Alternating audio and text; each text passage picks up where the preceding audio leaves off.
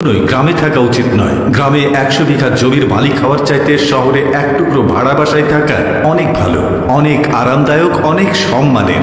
গ্রামে স্থায়ীভাবে বসবাস করাটাকে কোন সূচকে এগিয়ে রাখা যায়? আসলে এখানে বেশিরভাগ মানুষ এতটাই টক্সিক যে তারা নিজেদের ব্যক্তিগত জীবনের চাইতে আপনার জীবন নিয়ে বেশি চিন্তিত।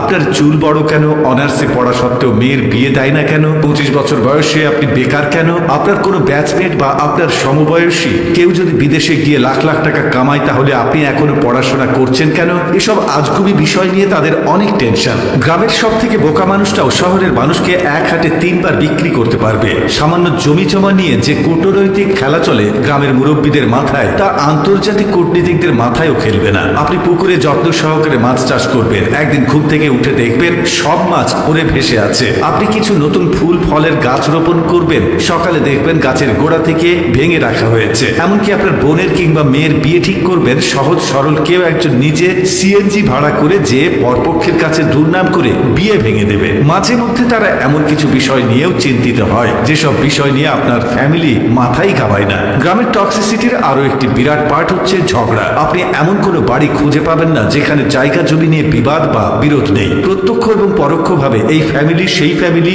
একজন আরেকজনের সাথে ঝগড়ায় লেগেই থাকে। 1 ইঞ্চি জায়গা জমি নিয়ে মামলা মোকদ্দমা, শ্লীল ভাষায় গালি, মাথা ফাটি চলতেই থাকে হর হামেশায়। এইজন ওইজনের নামে গোপনে প্যাঁচ লাগিয়ে ঝগড়া বাঁধিয়ে দেওয়া, কাউকে পছন্দ না হলে তাকে নিয়ে গ্রামের জনে জনে কুৎসা রটনা করা, এমনকি বিবাহের প্রস্তাব আসলেও গোপনে প্যাঁচ লাগিয়ে দেওয়া যেন গ্রামের মানুষের নিত্যদিনের কাজ। গ্রামের বেশিরভাগ মানুষ এতটা অজ্ঞ যে তারা সফটওয়্যার ইঞ্জিনিয়ার বোঝে না, ইলেকট্রিক্যাল ইঞ্জিনিয়ার বোঝে না, এমনকি এমবিবিএস ডাক্তার মানেও তারা বোঝে না। তাদের কাছে সরকারি চাকরি মানেই পুলিশ হোক সে কনস্টেবল, আর্মি হোক সে সৈনিক, পিয়ন কিংবা প্রাইমারি স্কুলের শিক্ষক, এগুলোই তাদের কাছে সরকারি চাকরির মানদণ্ড। একজন নার্সকে তারা যেমন ভাবে ডাক্তার ভাবে, তেমনি ভাবেই একজন সরকারি মেডিকেল এমবিবিএস বা অন্যান্য ডাক্তারি ডিগ্রিধারীদেরকেও তারা একই রকম মনে করে। তাদের কাছে আপনি সরকারের কততম গ্রেডের চাকরি করেন তার চাইতে বেশি ইম্পর্টেন্ট আপনি প্রাইভেট জব করেন নাকি গভর্নমেন্ট। আপনি প্রাইমারি স্কুলের পিয়ন হলেও হয়তোবা তারা মেয়ে বিয়ে দিতে চাইবে, কিন্তু যদি শোনে আপনি প্রাইভেট কোম্পানির চাকরি করেন,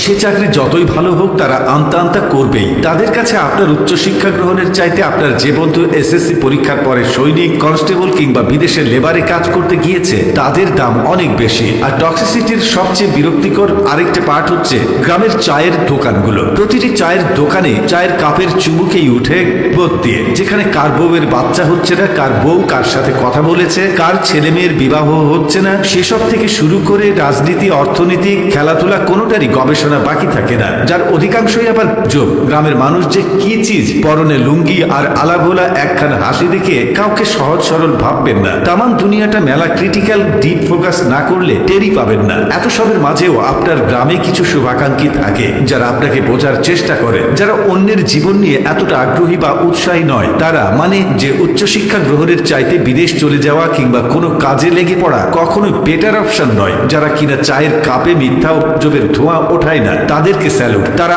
আজীবন সম্মান প্রাপ্য। কথাগুলো বলার উদ্দেশ্য কাউকে তিক্ততার মধ্যে ফেলা বা